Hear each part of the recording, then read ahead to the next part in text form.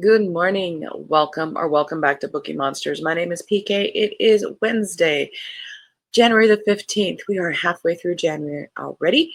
And being Wednesday, we are going to be looking at the new releases that are in the romance realm. We do a different genre every day of the work week, Monday through Friday.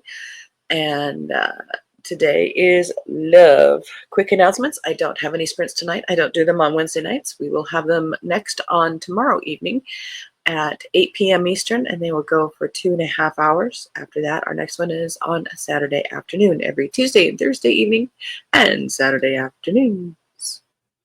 Well, let's hop into some love. Excuse me.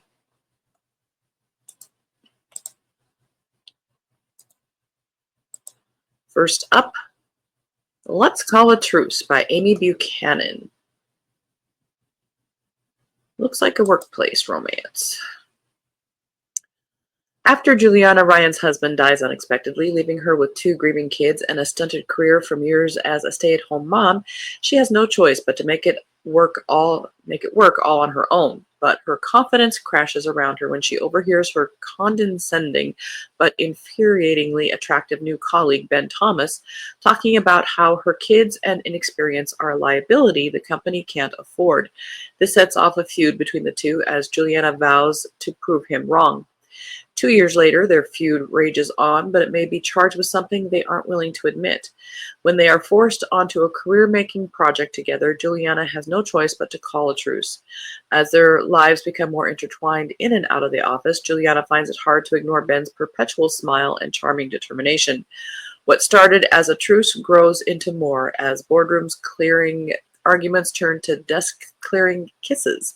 Could the man she deemed her nemesis understand her life, her stress, and responsibilities better than anyone?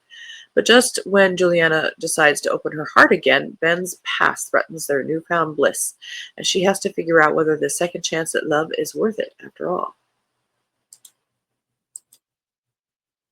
Kind of a different premise, took 2 years.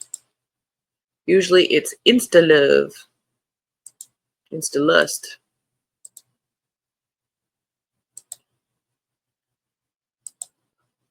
Once Smitten, Twice Shy. Third in the Wilmot Sisters by Chloe Leese. This is a reimagining of Shakespeare's Twelfth Night. Since heartbreak entered the scene, Juliet Wilmot, once a hopeless romantic, has sworn off love. But when she's presented with the chance to revisit romance purely for practice with the gorgeous off-limits guy she keeps serendipitously running into, it feels like a sign from the universe. Quiet, shy Will Orsino knows happily ever after isn't on his horizon. Problem is, for the sake of the family business, marriage is. Resigned to the inevitable, but with no confidence he can woo a wife, he can hardly say no when fate hands him the alluring, unattainable woman he keeps crossing paths with, offering to help him learn the ropes of romance. Neither of them looking for love, Jules and Will agree they're the perfect pair to practice romance, except that practicing to perfection leads to an irresistible attraction. Their once smitten hearts, though still twice shy, might have happily ever after written in the stars for them after all.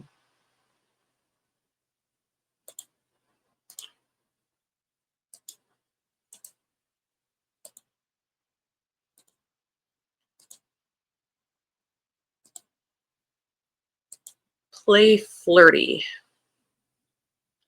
by Shamiz Patel. For Rosemary Jones, risks are a hard no, except for game night. For one precious evening a week, Rose can forget about her demanding boss and her lackluster love life and focus on beating the pants off her friends, but none of them brings out her hyper-competitive side quite like William Ashton.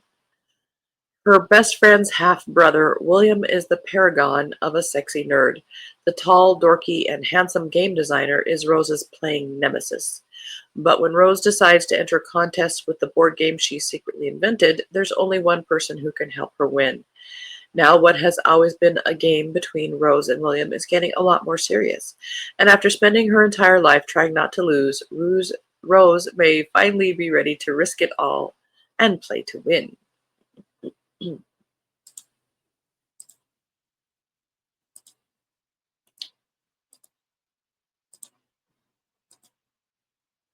Unromance by Erin Connor.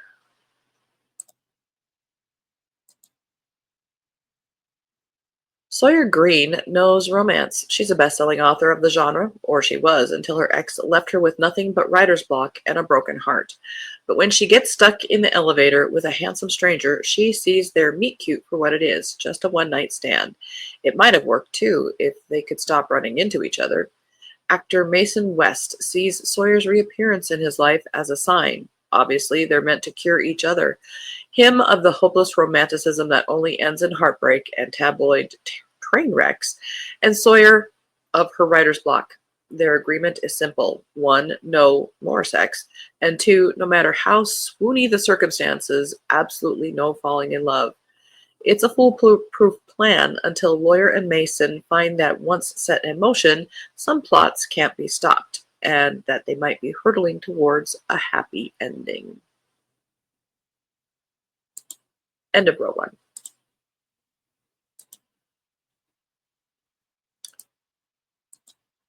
Work in Progress by Kat McKenzie. UK bus trip goals. Crawl out of pajamas. Get over cheating bastard and his stupid ironed jeans. Have my first real adventure. Achieve stability, strength, and growth. Definitely do not kiss any British men. Alice loves a good list, but careful planning didn't stop her from losing her job and her fiancé in one fell swoop. With her dreaded 30th birthday looming on the horizon, Alice makes the first impulsive decision of her life, booking a flight to the UK for a 3-week all-female literary bus tour. What could possibly go wrong? Turns out, everything. Alice arrives to discover this tour isn't what she expected at all. Instead of cool, globe-trotting 30-somethings with meaningful tattoos, she finds a rickety, antique bus full of fluffy-haired octogenarians. And to make matters infinitely worse, the tour guide makes her blood boil, and that devilish grin of his tells her he's dead set on making her trip a misery. But as the travel from castle ruins to cozy pubs, Alice may just find that she's got it all wrong. The ladies are vivacious, the book club chat is on fire, and damn if that mischievous smile doesn't threaten to turn her world upside down and her beloved list right along with it. Sounds cute, but you know I have snarky thoughts. I won't say them. Dr. Alaska. Good morning, Elena. How you doing? You're great. Oh, good to hear. Oh, you betcha.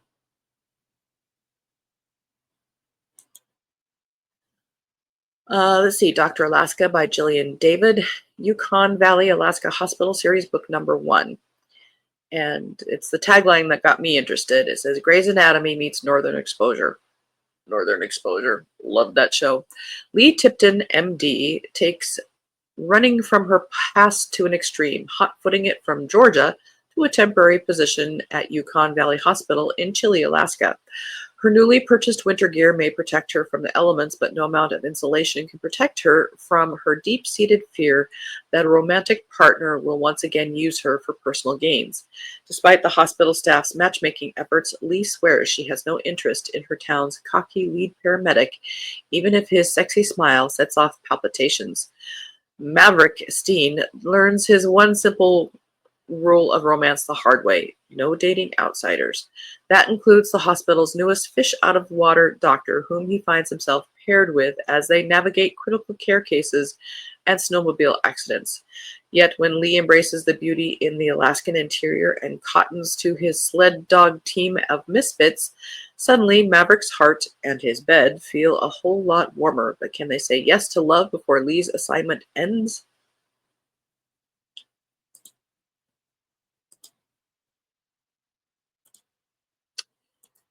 Extreme Romancing in Idaho by Bonnie Jo Pearson, second in the Clear Springs romance series.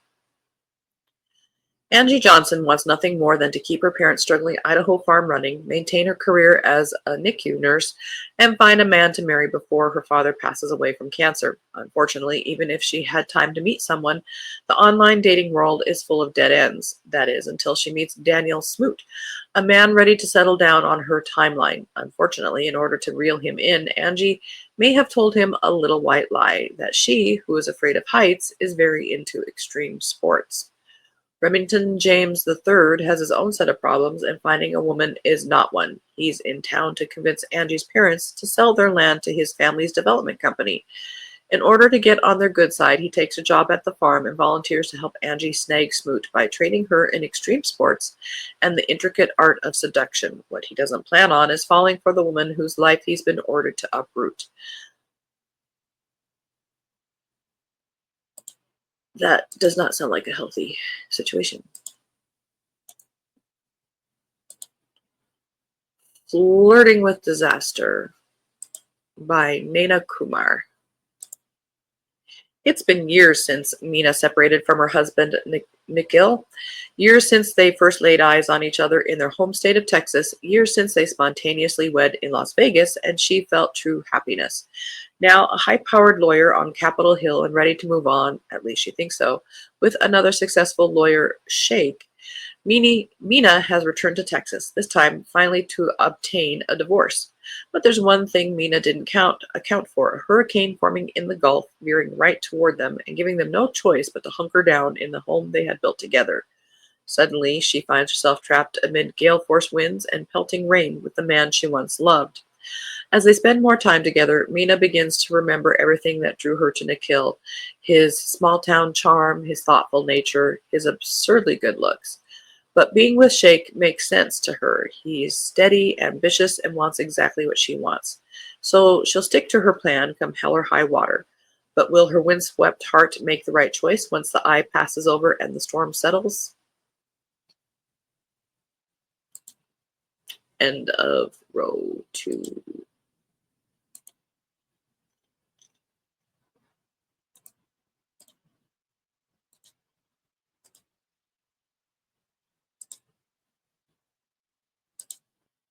His Girl Hollywood by Maureen Lee Linker.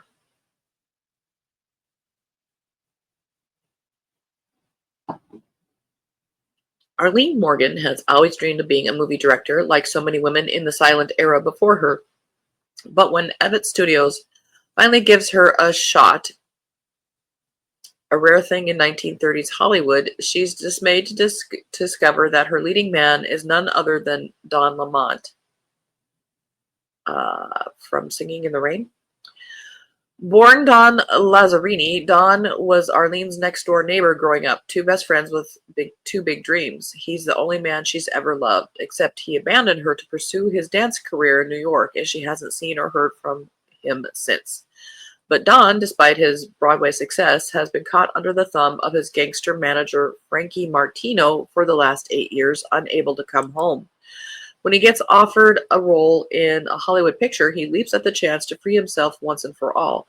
But clashing with his director, the girl he once knew as Lena, leaves him scrambling to find his footing. As the two unpack old wounds and struggle to work together, Don starts to realize Lena might have been his dream girl all along, but she doesn't know about Frankie, and getting her involvement in his contract would put her in danger too. It's going to take quite the footwork to prove his feelings and help make Arlene's picture a success before Frankie takes drastic measures to keep his most valuable leading man. Lots of issue there, but the biggest one is the guy's name, Don Lamont. No, oh, she combined two. She combined Lena Lamont with Don Gene Kelly's character.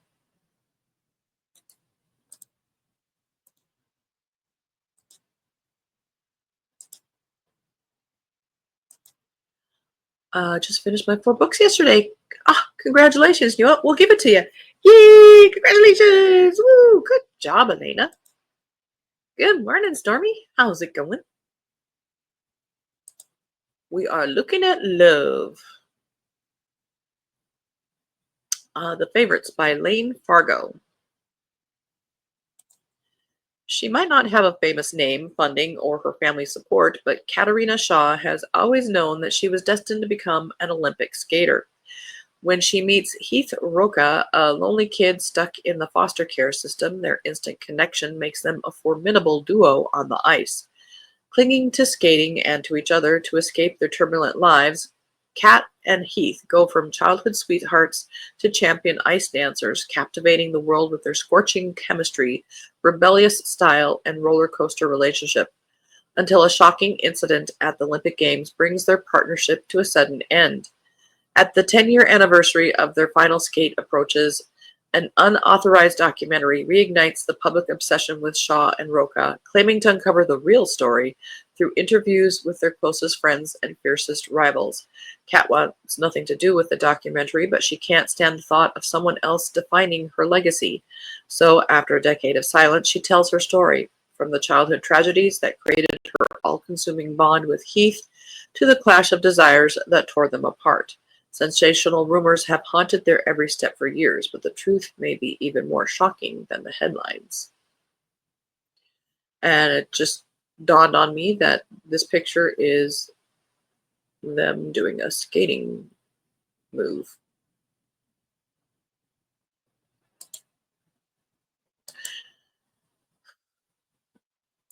It's probably not a great read, but I'm kind of intrigued. Not necessarily saying it's not a good read, just that it might be very sensationalized, is all I'm saying.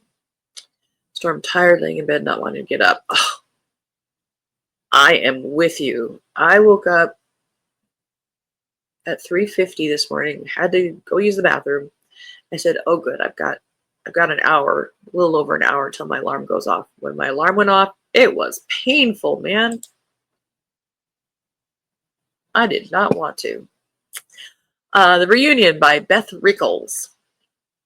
10 years after graduating, the class of 2014 are back at Tisdale Comprehensive for the reunion, packed into a school gym full of familiar faces and plenty of new secrets.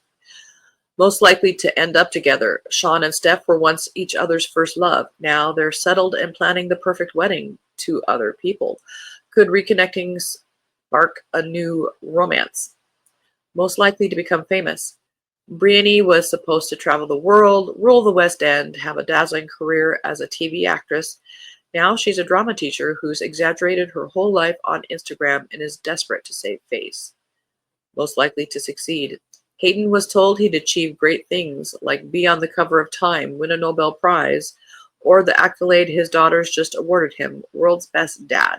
Is it too late for him to turn things around? And more importantly, does he even want to? You're only, what, like 28 people? Good Lord, get perspective. Most likely to kill each other. Ashley was an A-plus student and Ryan the star of the school rugby team. After years of putting each other down, they left school, each convinced they would have the better life. Now that old rivalry finds them drawn back together in a new intoxicating way, one they're both determined to hide. With an evening of power cuts, fire alarms, sneaking off to explore classrooms in the dark, stolen kisses, and heated fights, it's like they never left at all.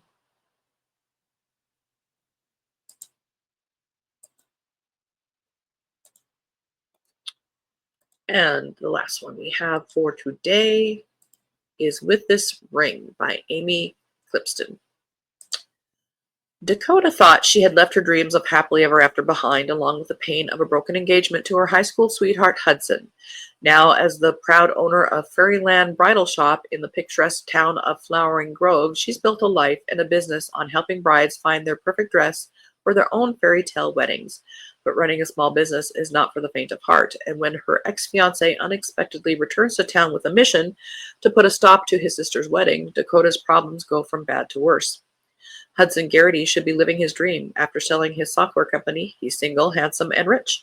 But an unexpected call from his baby sister has him flying down to his hometown, determined to protect Layla from yet another big mistake. Though he's single-minded in his efforts to derail the nuptials, he instead finds himself thrown into family chaos and roped into helping his sister with her plans, bringing him once more into contact with Dakota Jameson, the one who got away. For Hudson, coming home means revisiting his painful childhood, repairing a strained relationship with his sister, and coming face to face with the woman he never stopped loving. For Dakota, it means confronting the tender memories she buried deep within her heart. As Layla's wedding date draws close, the two reunited lovers begin to question if what went wrong between them really happened the way they remembered it at all. Will they continue believing the lies they've told themselves, or will they remain forever entangled in the threads of what could have been? And that is all we have. Of the ones here, I will probably look more into Dr. Alaska by Gillian David, just because of the Northern Exposure comparison. And maybe The Favorites by Lane Fargo, the ice dancing one. So not an entire wash of things. But that is all the romance we have for today. Again, I don't have any sprints tonight. I don't do them on Wednesday night. In fact, Wednesday night is when I watch the Tuesday night episode of The Rookie, now that that is back on TV. I watch it via Amazon Prime. I don't watch any real TV other than that show I got hooked on. Storm says, his girl Hollywood sounds interesting. It does. I hope they can pull it off. I love the time period and the movies of that time period. I hope they do it well. See you tomorrow, Elena. You too. Have a good day. Storm says, have a good day. You have a good day too. If you want to stay in bed, tell them I said it's okay. And I will not be able to make it tonight. Okay. Okay. Well, we will see you then tomorrow. Maybe we will have sprints tomorrow at 8 p.m. Eastern for 2.5 hours. Sometimes I start early like I did last night if things go in my favor. And there's the alarm. All right, guys, have a very good day. Stay warm, stay safe, read good books. And as the banner says, don't be a bookworm, be a bookie monster. Nom, nom, nom. Have a good day. God bless.